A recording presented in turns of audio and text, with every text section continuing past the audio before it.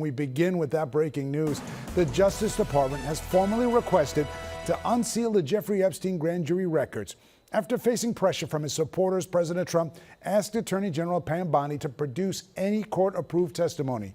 All of this coming after a bombshell new report in the Wall Street Journal claiming Trump sent a bawdy birthday letter to Epstein for his 50th birthday. In response, President Trump filing a libel lawsuit against the paper and its owner, Rupert Murdoch. Eyewitness News reporter Dan Krauth has more on the Justice Department's request. Dan.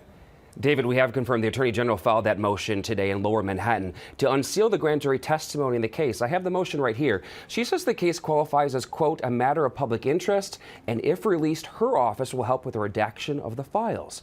It's now up to a federal judge to decide what to do next. The president has called the Epstein conspiracy theory a scam, a waste of time, and just today suggested there's no smoking gun.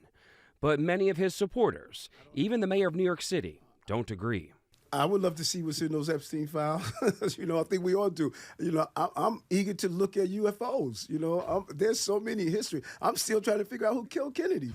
After a week of mounting pressure, the president ordered his Attorney General Pam Bondi to produce secret grand jury testimony from the case. An attorney general who earlier this year promised to make the files public. The DOJ may be releasing the list of Jeffrey Epstein's clients. Will that really happen?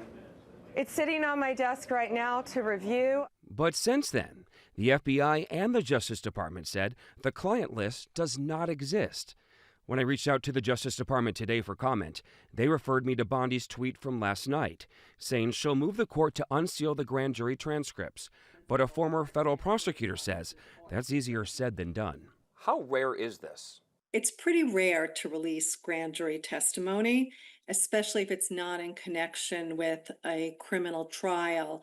It's up to a federal judge to rule on the request and to hold possible hearings to consider the impact it could have on victims and others named but not charged in the documents. The administration would need to establish that there was a particularized need in order to trump, no pun intended, the overarching and very established principle that grand jury processes are secret by nature.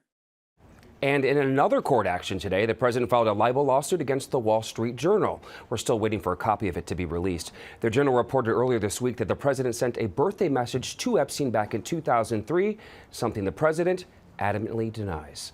Reporting live in the newsroom, Dan Krauth, Channel 7, Eyewitness News. Thank you, Dan.